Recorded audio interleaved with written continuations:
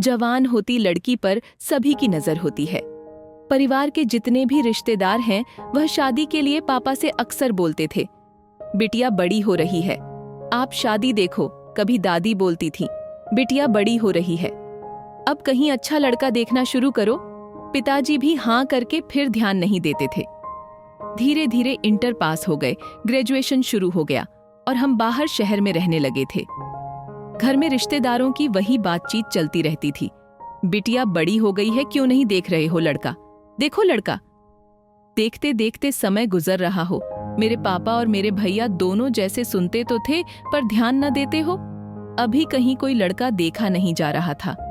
धीरे धीरे graduation final year आ गया और मैं 20 साल की हो चुकी थी। आगे मुझे कुछ समझ नहीं आ रहा था, लेकिन मैं अपना साल बेकार नहीं करना चाहती थी, इसलिए मैंने अपना एडमिशन ऑप्टोमेट्री में ले लिया था। साथ में कंप्यूटर भी सीखने लगी थी मैं। कुछ एक महीने बाद एक रोज मैं अपने पापा को किसी से लड़का पूछते हुए सुना कि मेरी बेटी के लिए कोई लड़का हो तो बताना। तब मैं खुद अपने पापा से पूछा, अभी तक तो जाने कितने लड़के लोग आपको बता रहे थे, तब तो आपने एक बार भी नहीं देखा।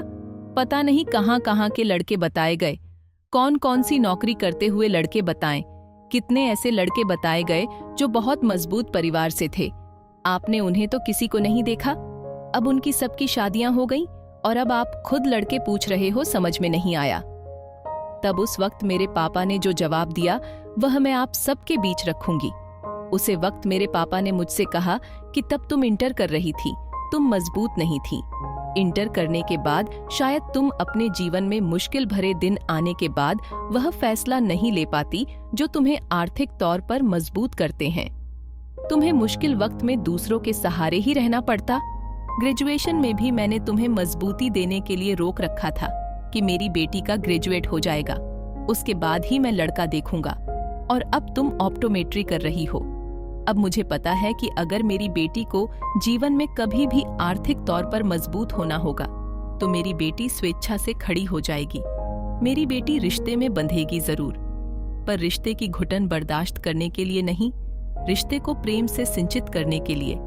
या कभी जीवन में ऐसा कोई पल आ गया जिस पल मेरी बच्ची अकेली पड़ गई तो वह अपने जीवन को स्वाभिमान से जी सकेंगी। भले माँ बाप अपनी बेटी को देने वाले रूपों में 1,00,000 1,50,000 कम दे, पर अपनी बेटी को ऐसा हुनर जरूर सिखा दे, ऐसी काबिलियत जरूर भर दे कि वह जीवन के मुश्किल हालातों में अपने परिवार और अपने बच्चों को सिर्फ रोटियां बनाकर खिलाने की ही नहीं बल्कि आर्थिक मजबूती भी देने में पीछे ना हटे। उस वक्त तो मेरी समझ में ये बात बिल्कुल भी नहीं आई थी, पर अब जरूर आ चुकी है। और ये बात तो मैं भी कहूंगी कि बेटियों की महंगी शादी भले ही ना करो, पर उनके बुरे वक्त के लिए काबिलियत जरूर देना। कभी उनकी पढ़ाई उनकी ससुराल वालों के भरोसे मत छोड़ना, खुद पढ़ाना और फिर ही शादी करना।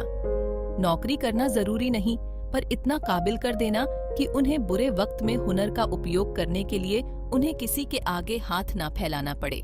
बहुत सी बेटियां आज भी ना चाहते हुए अपने भविष्य को लेकर बुराई भरे ससुराल से इसीलिए निकल नहीं पाती कि वो आगे क्या करेगी, या पति के ना होने पर लाचार या मजबूर हो जाती है बेटियां और उसे अपने बच्चों के अच्छी शिक्षा दिलाना मुश्किल हो जाता है। बेटियों को विवाह के लिए नहीं बल्कि बेटियों को मजबूत बनाने के लिए उचित शिक्षा और हुनर जरूर सिखाइए। हालांकि पढ़ाई के साथ साथ सही समय पर विवाह करना भी जरूरी है, लेकिन अपनी बेटी को इस योग्य जरूर बनाएं कि वह विषम परिस्थितियों में अपने हुनर की दम से किसी के सामने हाथ फैलाने के लिए लाचार न हो।